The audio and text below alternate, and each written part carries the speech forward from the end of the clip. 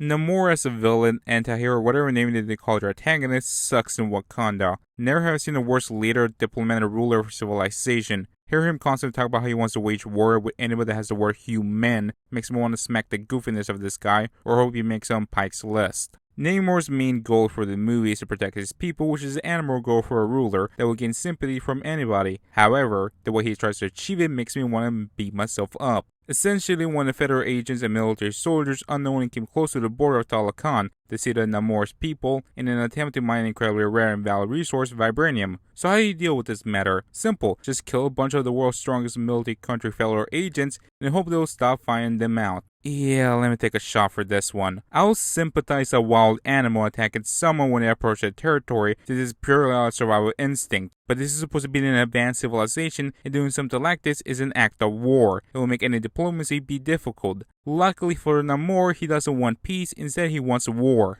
More soldiers than this land has blades of grass.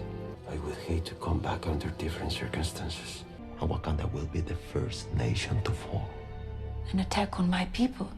Yes. I'm sorry, is he the god of war? Why is he so adamant to want to wage it on different nations? I'll explain in a bit. Whenever he's not threatening a nation for war, he threatens to kill important political figures, as well if they attempt to get close to him. Tell the Americans about us. If you try to find us, I will kill the princess. I will come to Wakanda, and I will kill you.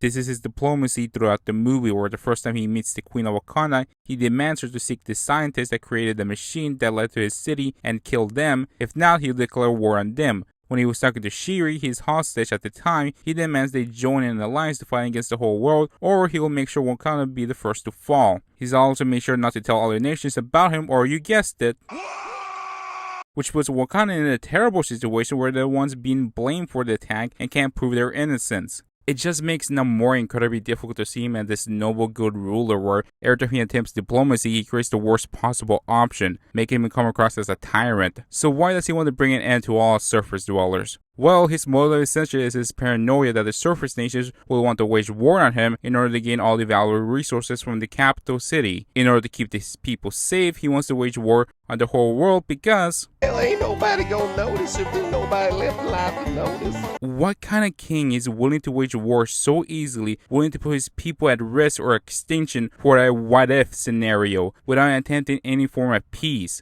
I honestly find him to be less sympathetic, especially since war is awful. It leads to death, destruction, and misery for anyone involved in it. He comes across more like a young, hot-headed prince instead of this old, wise king. It wasn't until he had a spear to his throat he accepted peace. Advanced civilization, my ass. This is equivalent to orcs beating each other up, seeing who's the biggest and strongest to rule. Even in the backstory, his people escape into the water after consuming the plant to escape the war from the surface. You'll think he'll have disdain for war and want to resolve things peacefully. Now you'll be asking why he hates the surface dwellers so much. His mother originated from the surface and passed away when he was young and wished to be buried in the surface where he was in slavery amongst humans. After that, he just burned down the plantation house. This explanation just confuses me. Why would he care if humans enslave themselves as long as they're not doing this to his people? He wouldn't care much about their situation. The only thing I can explain is where they started attacking him since he flew, and being in the past where people were more superstitious caused them to piss their pants and began shooting, resulting in the whole place being burned. Here's the thing, the hell kind of outcome he expected would happen?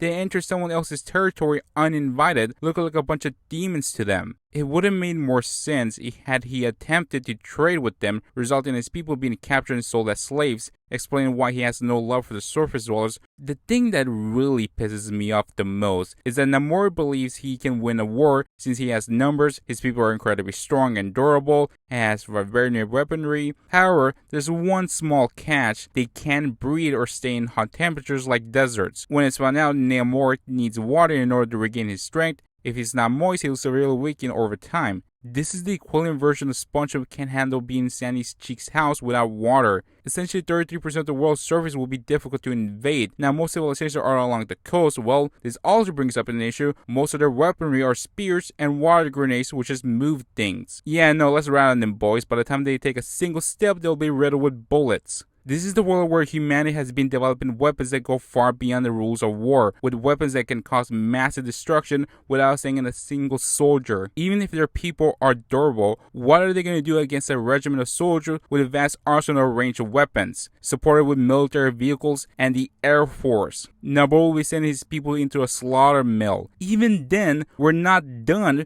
because superheroes exist with many being incredibly powerful and will kick his ass. The design from the fishermen also cringes me, where they need water in order to breathe, while they cover themselves with a mask on their face and gills. I find this to be stupid, similar how in a closed room someone can suffocate with a limited amount of oxygen after turning all of it into carbon dioxide. The same things can be said about water, how a fish requires to change every so often to bring fresh oxygen within the enclosed tank, or the fish will suffocate. The fish may hear what seems like a cup of water in their face and a pond on the sides and will suffocate in a matter of minutes. Not only did they use vibranium, a rare powerful metal used to make primitive weapons, they have masks that will give them barely any oxygen, and they're literally can't be outside of the water more than 5 minutes, or he'll dry up like a crayfish. And Namor still believes he can destroy the whole world. As if his whole motivation isn't a joke, his design also matches his goofiness, where he has wings on his ankles. Yeah, this is comic accurate, but the something doesn't translate well into live action. Look at Vita Battle Angel, how off-putting her eyes are. There's a few things I want to say before we start wrapping this up, that being how incredibly stupid the backstory for the civilization. During the conquista of raiding Latin America, many of the natives were being killed by the smallpox that they brought. In order to be saved, one of them managed to find a special plant that was apparently grown from vibranium, which, at this point, this is just magic, since how does metal affect biomass? This lunacy extends further, where the plant was turned into medicine for them, resulting in them turning blue and being suffocated. So apparently they managed to put it together in that intense moment that they can't breathe air, only water, because it definitely wasn't the plant ill side effects killing them.